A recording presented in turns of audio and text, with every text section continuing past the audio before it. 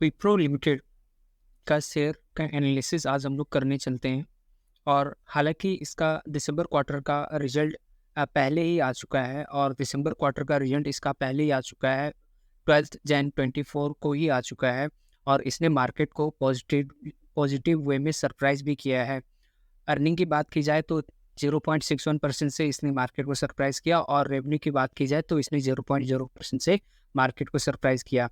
But एक चीज़ यहाँ देखने लायक है कि जब इसने मार्केट को सरप्राइज किया था, जब इसने मार्केट को सरप्राइज किया तो गैप अप तो हुआ, लेकिन गैप अप के बाद ये क्या किया, ये डाउन ट्रेंड होने लगा और ये नीचे गिरने लगा। लेकिन अभी जिस वक्त मैं ये वीडियो रिकॉर्ड कर रहा हूँ, वहाँ पे ये अभी बुलिश कैंडल बनाया है, 3.59% के ऊपर बनाया है। तो आज हम लोग इसका एनालिसिस करते हैं। तो एनालिसिस करने से पहले मैं आपसे एक रिक्वेस्ट करना चाहूँगा कि वीडियोस आप देखते हैं तो उसको आप सब्सक्राइब भी कर दीजिए, लाइक भी कर दीजिए, और जिसको ज़रूरत है उसको शेयर भी कर दिया कीजिए, ताकि सिर्फ आपका ही ना भला हो, बाकी और भी सबका भला हो। चलिए, सबसे पहले हम लोग यहाँ पे एक न्यूज़ देख लेते हैं कि न्यूज़ में इसने क्या बताया है। तो न्यूज़ में अगर देखिए तो IT stocks lift Indian shares यहाँ पे बताया गया है। उसके बाद बोला गया है कि top 10 bets from experts as uncertainty creeps Nifty after hitting a new high. तो मनी कंट्रोल के तरफ से ये है, और मनी कंट्रोल में टॉप 10 बेट्स में मेरे ख्याल से विप्रो लिमिटेड भी शामिल होना चाहिए, क्योंकि यहाँ पे न्यूज़ वही दिखा रहे थे। एक बार हम लोग यहाँ पे विप्रो लिमिटेड को सर्च कर लेते हैं कि विप्रो लिमिटेड पे भी मनी कंट्रोल ने कुछ कहा है क्या। तो हाँ, यहाँ पे मिल गया। विप्रो लिमिटेड पे बोला गया है कि एलटीपी जो है 483 था, हालांकि अभी एलटीपी इसका बढ़ गया है, मेरे ख्याल से 488 या 89 की तरफ है। स्टॉप लॉस उन्होंने बताया कि 465 लो, और टारगेट 520 का रखो, और रिटर्न इसका 1% बनना चाहिए।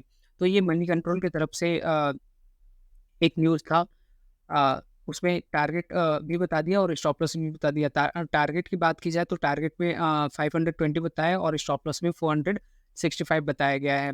ऐसे ही एक और विप्रो का न्यूज़ है जो कि 7 दिन पहले था, कि बोला गया है कि Wipro limited WIT could find a support zone, here is why you should buy the stock now. तो यहाँ पे भी बोला गया है कि स्टॉक को बाय करना चाहिए। तो हम लोग ऐसे ही यहाँ पे जंप नहीं लगा लेंगे यहाँ पे विप्रो को बाय करने के लिए। हालाँकि विप्रो एक ऐसा स्टॉक है जहाँ पे एक कॉन्सेप्ट यूज़ होता है कि बाय ऑन एवरी डिप। तो जब विप्रो घटे तब इसको बाय करना चाहिए। ठीक है, वो मैं मानता हूँ। बट अभी हम लोग देख लेते हैं कि आप जो है अपने एज़ ट्रेडिंग स्टाइल के हिसाब से आप इसमें ट्रेड या इन्वेस्ट करिए।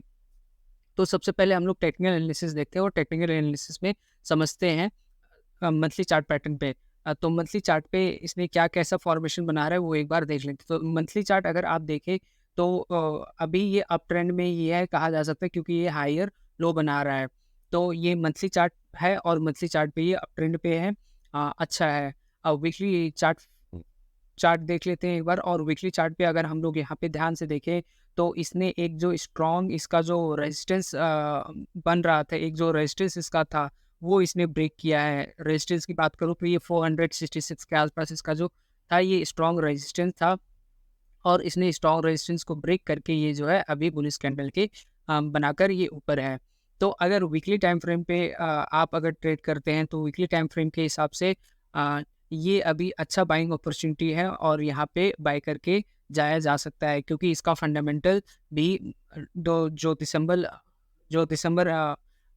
का एनालिसिस था, दिसंबर का रिजल्ट था, उसके हिसाब से उसका रिजल्ट अच्छा आया है। तो यहाँ पे ये कहा जा सकता है कि वीकली टाइम फ्रेम पे भी आप जो है यहाँ पे बाय करके चल सकते हैं। तो वीकली टाइम फ्रेम पे ये बाय करके चल सकते हैं, तो उसका आप टारगेट क्या होना चाहिए और स्टॉप लॉस क्या होना चाहिए, एक बार वो देख लेते हैं। तो टारगेट जो इसका होना चाहिए वो मेरे ख्याल से थोड़ा हाई जाना चाहिए, क्योंकि हम लोग वीकली टाइम फ्रेम देख रहे हैं। तो मेरे ख्याल से आप 600 के आसपास इसका टारगेट रखिए वीकली टाइम फ्रेम पे, और इसका जो स्टॉप लॉस है वो स्टॉप लॉस आप जो है 350 के हिसाब से आप जो है इसका स्टॉप लॉस रखिए। 350 मेरे ख्याल से ज़्यादा ही ये दूर हो जाएगा, तो 350 मत रखिए आप। यहाँ पे इसका जो स्टॉप लॉस है वो 400 के आसपास इसको रख के चलिए। तो स्टॉप लॉस आपको मैंने बता दिया कि 400 के आसपास इसका रख के चलिए। टारगेट बता दिया 600 के आसपास वीकली टाइम फ्रेम पे ये रख के चलिए।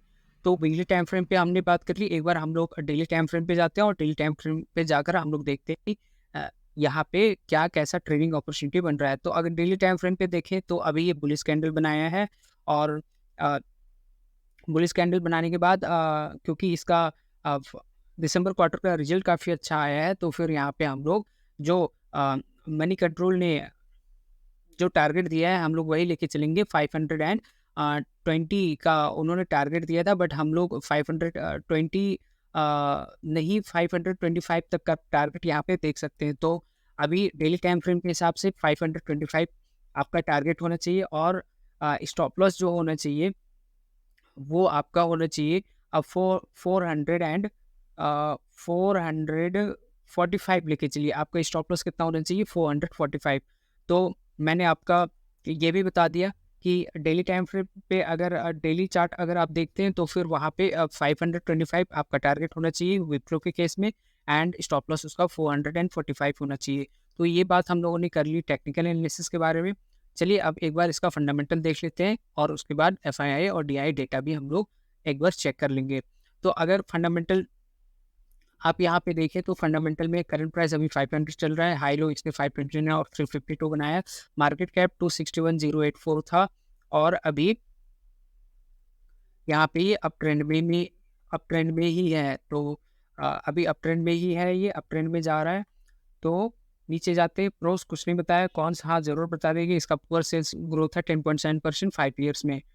चलिए ये अपने सेक्टर का 4th नंबर पे आता है। और अब एक बार क्वार्टरली रिजल्ट देख लेते हैं। क्वार्टरली रिजल्ट में अगर इसका सेल्स देखा जाए तो 22,516 से ये 22,205 बनाया है, यानी सेल्स इसका डिक्रीज हुआ है, बट ऑपरेटिंग प्रॉफिट इंक्रीज हुआ है 3,970 से 4,198 हो गया है। पीबीटी जो है इसका 3,509 था जो कि अभी 3,552 हो गया है। नेट प्रॉफिट 2,667 था और अभी 2,701 हो गया, यानी नेट प्रॉफिट भी इसका इंक्रीज हुआ है। अब हम लोग इसका एफआईआई डीआई डेटा भी एक बार देख लेते हैं कि एफआईआई डीआई डेटा इसमें क्या कहना चाह रहा है। तो एफआईआई डीआई डेटा अगर हम लोग देखें तो वहाँ पे प्रोमोटर्स जो थे 7.90 वो 7.90 ही है, और एफआईआई जो है दिसंबर में 6.70 थे और अभी 6.81% हो गए, यानी यहाँ पे स्लाइटली 0.11% का इंक्रीज हुआ है एफआईआई के स्टेक में। डीआईआई का स्टेक अगर देखा जाए तो दिसंबर में 8.13 था और अभी 8.05% हो गए, यानी यहाँ पे माइनस से यहाँ पे डिक्रीज हुआ है। पब्लिक 12.16 से 12.12 हुई है, पब्लिक का भी डिक्रीज हुआ है, और अदर्स में 0.13 से 0.12 ये भी 0.01% से डिक्रीज हुआ है। तो फंडामेंटल भी हमने देख लिया और एफआईआई डीआई डेटा भी देख लिया, और दोनों के हिसाब से यही है कि अभी ये अप ट्रेंड में जाना चाहिए। और अपना टेक्निकल भी हम लोगों ने देख लिया, टेक्निकल में भी ये अप ट्रेंड ही अपने को शो कर रहा है।